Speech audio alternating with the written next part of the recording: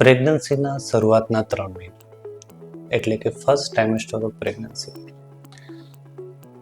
પ્રેગ્નન્સીના શરૂઆતના 3 મહિના શા માટે ઇમ્પોર્ટન્ટ હોય છે? કારણ કે ત્યારે જ પ્રેગ્નન્સી ફેલોપિયન ટ્યુબમાંથી નીકળીને યુટ્રસની વોલ ઉપર જસ્ટ ઇમ્પ્લાન્ટ થઈ હોય છે. એટલે કે ગર્ભાશયની દિવાલ ઉપર પ્રેગ્નન્સી જસ્ટ ચોંટી હોય છે.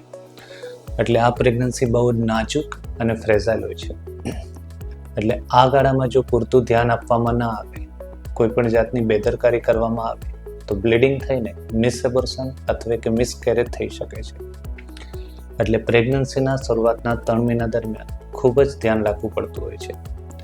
એટલે જ કદાચ જૂના જમાનામાં એવું હશે કે જ્યાં સુધી પ્રેગ્નન્સીના 3 મહિના પતે નહીં ત્યાં સુધી લોકો પોતાની પ્રેગ્નન્સીની જાણ બીજા કોઈને કરતા નહોતા.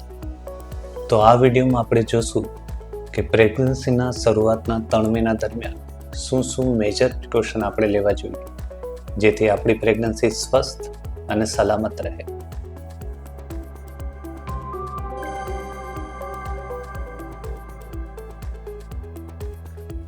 પ્રેગ્નન્સીના શરૂઆતના 3 મહિના દરમિયાન પતિ પત્નીએ કોઈ પણ જાતનો શારીરિક સંબંધ ના રાખવો જોઈએ, એટલે કે સેક્સ્યુઅલ ઇન્ટરકોર્સ ના કરવું જોઈએ.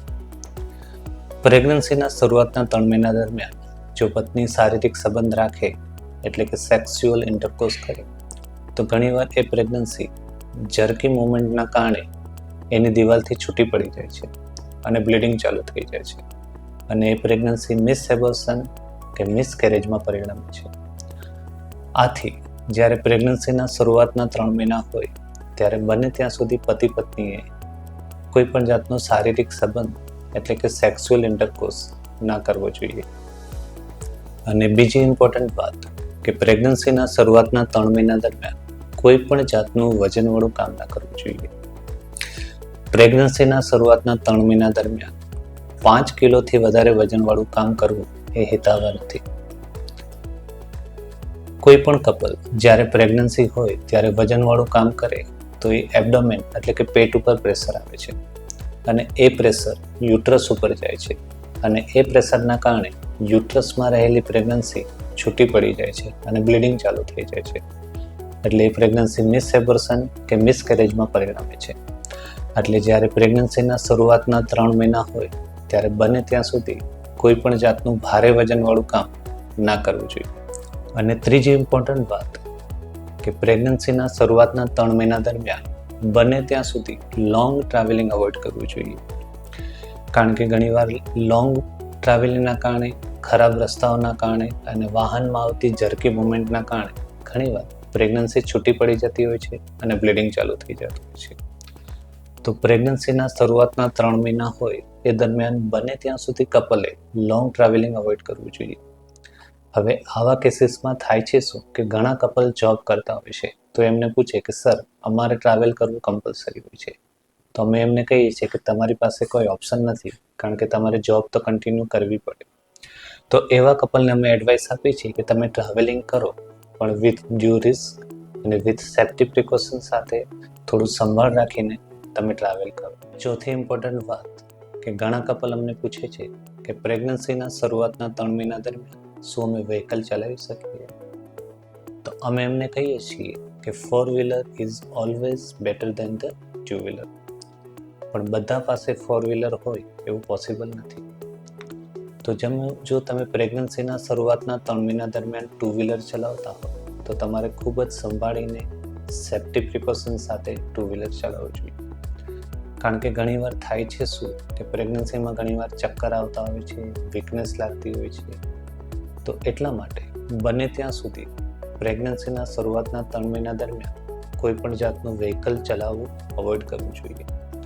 પણ જો વ્હીકલ ચલાવવું કમ્પલસરી હોય તો બહુ સાચવીને, સંભાળ રાખીને, પ્રિકોશન રાખીને તમે વ્હીકલ ચલાવી શકો. અને છેલ્લી વાત, નો મેડિકેશન વિધાઉટ કન્સલ્ટેશન. પ્રેગ્નન્સીના શરૂઆતના 3 મહિના દરમિયાન કોઈ પણ જાતની દવા કે મેડિસિન ડૉક્ટરને પૂછ્યા વગર ના લેવી જોઈએ. ઘણીવાર થાય છે શું કે આપણે નાની મોટી તકલીફ માટે ડૉક્ટરને બતાવવા જતા નથી અને બાજુની ફાર્મસીમાંથી જાતે દવા લઈને ગળી લેતા હોય છીએ. ઘણી એવી એન્ટીબાયોટિક્સ, ઘણી એવી દવાઓ છે કે જે પ્રેગ્નન્સીમાં ખોડ-ખાપણ લાવી શકે છે અથવા એ પ્રેગ્નન્સીને એબોર્ટ કરી શકે છે, બ્લીડિંગ ચાલુ કરી શકે છે. એટલે જ્યારે ખાસ કરીને પ્રેગ્નન્સી હોય ત્યારે તમારા ડૉક્ટરને બતાવીને જ હંમેશા દવા લેવી જોઈએ. સો રિમેમ્બર, નો મેડિકેશન વિધાઉટ કન્સલ્ટેશન. ઘણીવાર કપલ અમને પૂછે છે કે સર, અમે તો એવું સાંભળ્યું છે કે પ્રેગ્નન્સીમાં તો હંમેશા હરતું ફરતું રહેવું જોઈએ, કામ કરતું રહેવું જોઈએ, જેથી પ્રેગ્નન્સી સ્વસ્થ અને નોર્મલ રીતે થઈ શકે.